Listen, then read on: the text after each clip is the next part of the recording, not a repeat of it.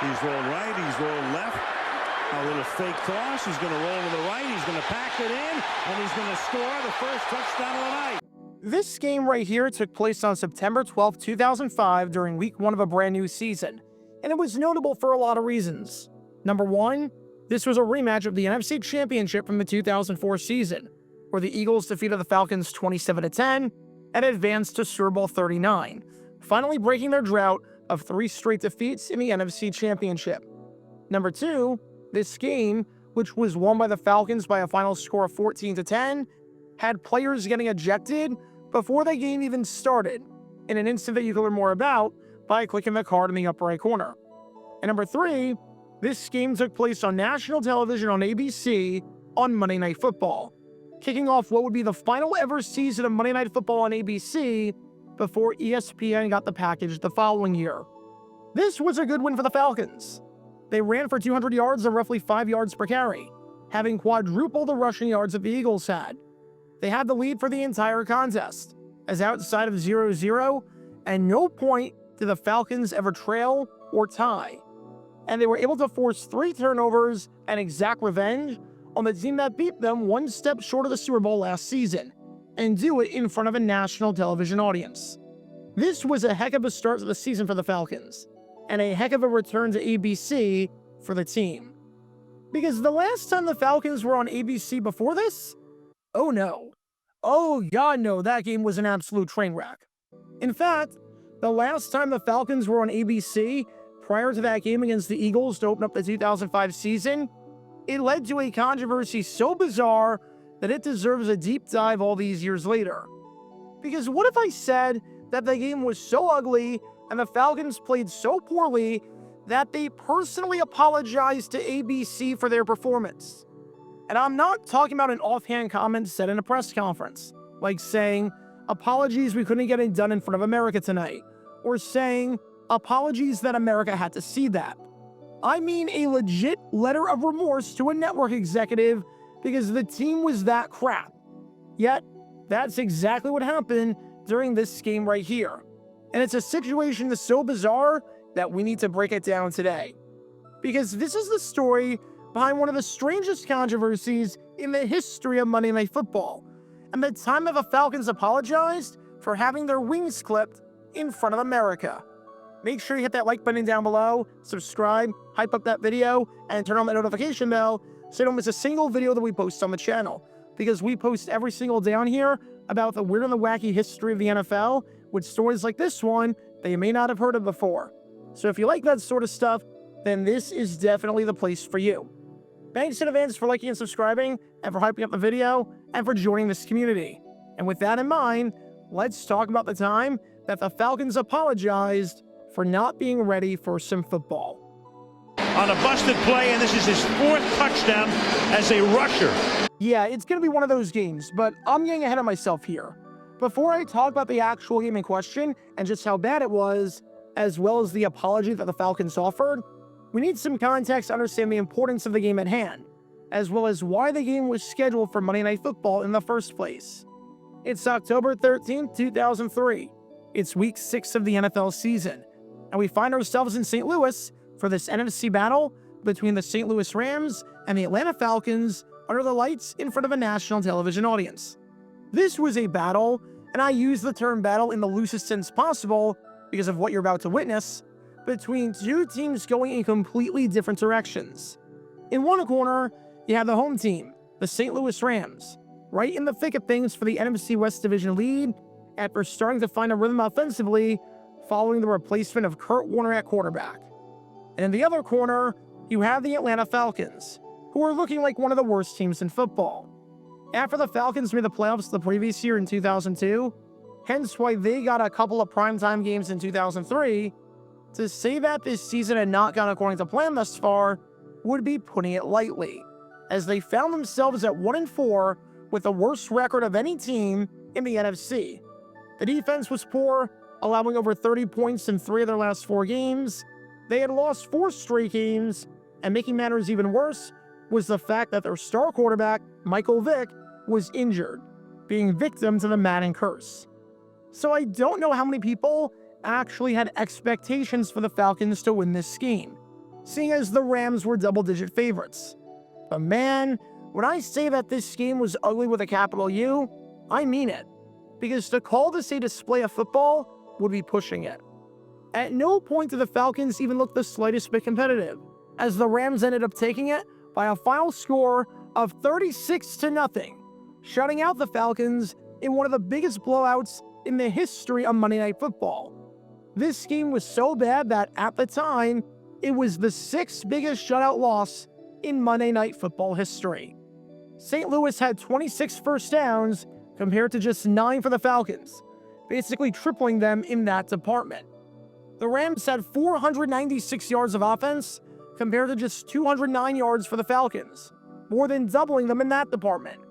Torrey Holt, the Rams wideout who should be in the Hall of Fame, had arguably his best day as a pro, catching 11 passes for 161 yards and 2 touchdowns, having more receiving yards himself than the entire Falcons passing offense had combined. Atlanta turned it over 4 times and held onto the ball for just 22 minutes, getting destroyed in time of possession. And on Atlanta's 12 drives, 7 of them, more than half of them, got 8 yards or less. In other words, this was one team playing football and another team playing a completely different sport. The Rams dominated, the Falcons got embarrassed, and this game was not even remotely close in any metric. And I don't know what's more embarrassing, losing a game like this in front of a national television audience where the entire country is watching, or losing a game like this in front of a national television audience where no one is watching. Because the Falcons were so bad and so uncompetitive that this game was a ratings disaster for Monday Night Football. The program was on the decline at this point for various reasons, such as cable television and the rise of the internet making more options available for consumers. Monday Night Raw, Sunday Ticket, and the fact that you could watch every game and every team on Sunday, thereby reducing the novelty of seeing a team in national television. There's a bunch of reasons that I'm not going to get into, but this game was a low point. Because for the first time ever, during this Falcons-Rams game, Monday Night Football lost to a different sport. And I don't mean that they just lost. I mean that they got obliterated.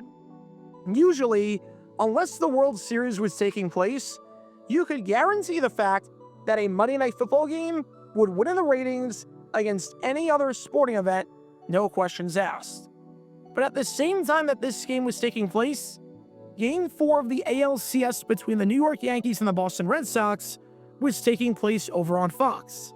That game, which was won by the Red Sox at home 3-2 to even the series at 2 apiece, destroyed Monday Night Football and gave ABC a ratings crash like never seen before.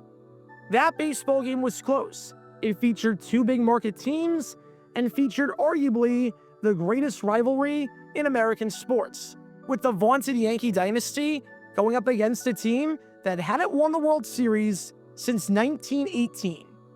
That game had way bigger stakes, added way more drama than this blowout Falcons-Rams game that you've been watching. The end result? Falcons-Rams got obliterated in the ratings. The game drew an 8.4 rating, meaning that of all the households in America that owned a television, just 8.4% of them had the Monday Night Football game on. This was, by far I might add, the lowest rated game in the over 30-year history of Monday Night Football at the time. As for the baseball game between the Yankees and the Red Sox, that drew higher. Much higher, I might add. In fact, those ratings were so much higher that the Yankees-Red Sox game ended up netting an 11.6 rating, over 38% higher than what the football game got. It was the first time ever that a non-World Series game drew a better rating than Monday Night Football. And this wasn't even close. Yes, Yankees-Red Sox was always going to steal people away from any football game, especially when you got a Falcons team playing that's been really poor and doesn't have Michael Vick. But for the ratings battle to be that much of a landslide, this was because the Falcons were grossly uncompetitive. Maybe if they kept it close, the rating isn't the literal lowest in the history of the program at the time. Alas, here we were, with the Falcons making history both on and off the field for all the wrong reasons. So Falcons owner Arthur Blank decided to take matters into his own hands. Whether this was truly out of the kindness of his heart, I don't know. Whether he was truly embarrassed to this degree, not just by his team losing by 5 scores, but also by the fact that the NFL just got clobbered in the ratings to Major League Baseball, I don't know. Whether this was a self-serving interest on his end to try and convince ABC that this was a fluke and that the Falcons shouldn't be excluded from getting Monday night games in 2004 and down the road, I don't know. But whatever the case was, Blank decided to personally write a letter to the president of ABC apologizing for his team's performance and apologizing for everything that transpired. As Blank said, "I told him I was sorry, we didn't do a better job." When you're on a platform like Monday Night Football, you want to put a game on. You want a team that's competitive. And what's odd about this, aside from, well, everything, is that Blank didn't write a letter of apology to the fans. He didn't apologize to the city of Atlanta. He didn't apologize to the season ticket holders who expected better, or to the fans who stayed up late to watch one of the worst performances in Falcons history. His first thought was to apologize to the TV executives. You make of that whatever you want, but this almost feels like a person who caused a car crash apologizing to the car manufacturer and not the actual victim.